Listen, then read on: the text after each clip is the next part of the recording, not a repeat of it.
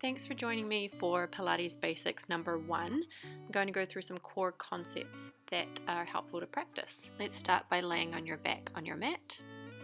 You bring your feet together and then angle both heels out like a triangle and then straighten your feet parallel. This will get you pretty much hip width apart. Next, let's make a diamond shape with our hands and place it over top of your pelvis. Thumbs about the level of your hips.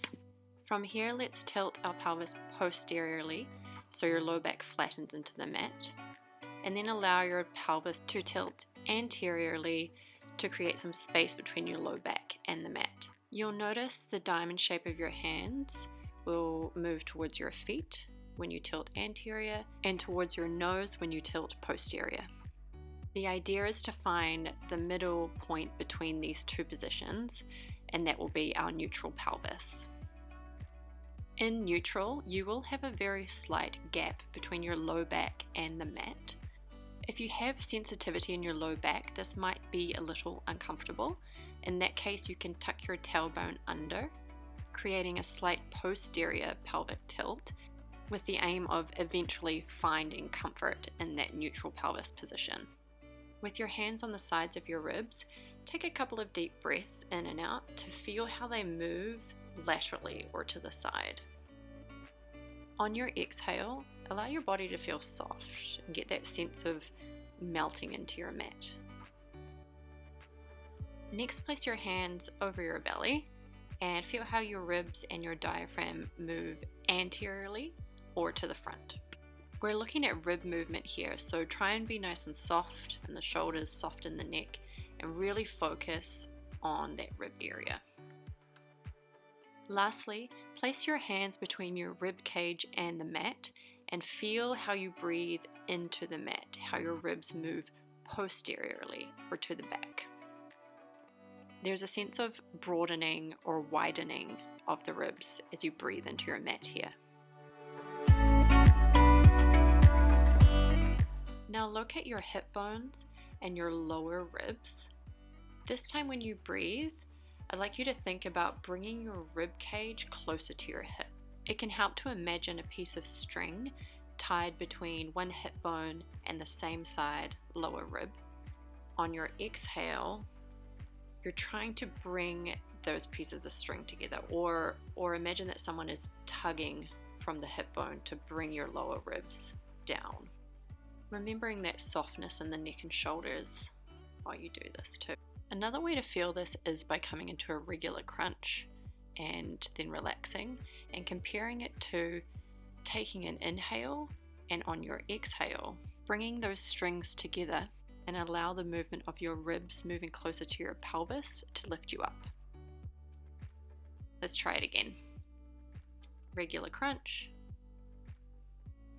And now bringing those ribs towards your pelvis. Can you feel the difference? In the second version, you're much more connected to the deeper muscles of your core. Next, let's reset in that neutral pelvis position, and we're going to look at hip dissociation. On your next exhale, allow your left leg to drop out to the side. Inhale to bring it back to the center. Exhale, dropping the right leg out. Inhale, back to center. As you do this, we want to make sure your pelvis remains in that neutral position.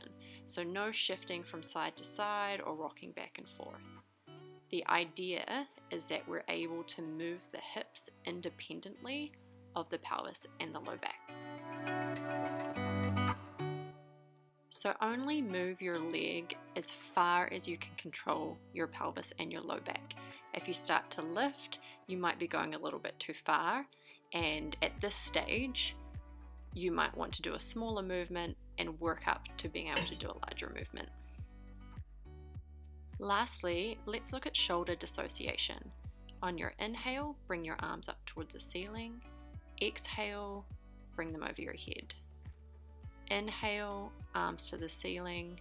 Exhale, arms down. During this movement, we have our neutral pelvis and we're thinking about heavy ribs. So when you exhale, it's almost that rib to hip pelvis connection that you're maintaining. So your ribs shouldn't move, you shouldn't arch your back, Try a couple where you don't think about it and allow your ribs to move, allow your back to arch, and see how you don't quite have that control, and your back and your ribs are helping your shoulders to get that full flexion. So what we're doing here is we're trying to dissociate the shoulders from your back and your ribs so we can explore the full, true range of motion of that joint. That's it from me for today. Thanks for following along. Like, subscribe, all those good things if this was helpful. I'll be doing more videos in the Pilates Basics series, and I promise you, next time I have better audio. Take care.